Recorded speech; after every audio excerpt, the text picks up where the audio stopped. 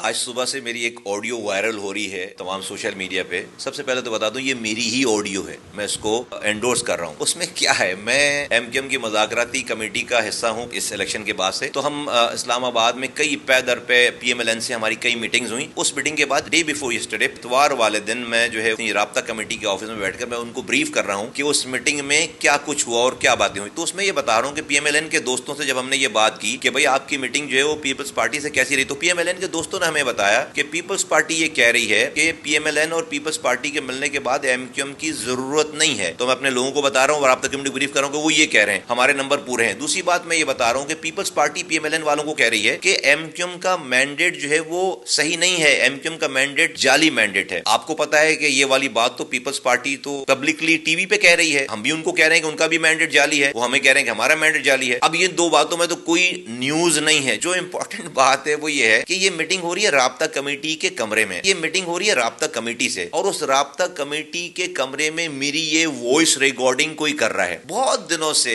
ہمیں یہ اطلاعات تھی کہ ہمارے رینکس اینڈ فائل میں کوئی ایم کیو ایم لندن کے لوگ بیٹھے ہوئے ہیں اور وہ ان کے لیے کام کر رہے ہیں. ہمیں پتہ نہیں چل پا رہا تھا, شک تھا کچھ لوگوں پہ, لیکن ہم کنفرم نہیں ہو پا رہے تھے. اس آڈیو نے ہمیں تمام فورنزک جب ہم نے اس کا چیک کرایا, معلوم کرا, تو ہمیں ایگزیکٹ پتہ چل گیا کہ کون ہے جو رابطہ کمیٹی میں بیٹھ کر ایم کیو ایم لندن کے لیے کام کر رہا ہے. کیونکہ یہ آڈیو ریلیز جو کی ہے وہ لندن نے کی, وہ سمجھنے کو بہت بڑی چیز ان کے ہاتھ لگ گئی ہے. نارمل گفتگو ہے جو کہ ٹی وی پہ بھی وہی بات ہو رہی ہے, اس میں کوئی سیکرٹ نہیں ہے. لیکن اہم بات اس کے اندر ہے کہ رابطہ کمیٹی کے اندر کی گفتگو جو ہے وہ کوئی ریکارڈ کر کے لندن کو بھیج رہا ہے. تو لندن نے اس کو صبح سویرے جو ہے اس کو ریلیز کر دیا, یہ سمجھ کے کہ بہت ہی بڑی کوئی چیز ان کے ہاتھ میں لگ گئی ہے. لیکن ان کو یہ اندازہ نہیں جو ان کا ایک گھس بیٹھیا ہمارے درمیان بیٹھا ہوا ہے, جو ان کا ایجنٹ بیٹھا ہوا ہے, اس نے اس کی پکڑائی دے دی ہے. تو ہمیں ایگزیکٹلی پتہ چل گیا کہ ہمارے درمیان ہمارے خلاف, اس پارٹی کے خلاف, اس قوم کے خلاف کون ہے, ہمارے خلاف کون کام کر رہا ہے. تو جس چیز کا ہمیں بہت دنوں سے انتظار تھا, کوششوں میں لگے ہوئے تھے, اس آڈیو لیک کے ذریعے ہمیں اس پرسنالٹی کا پتہ چل گیا کہ جو ہمارے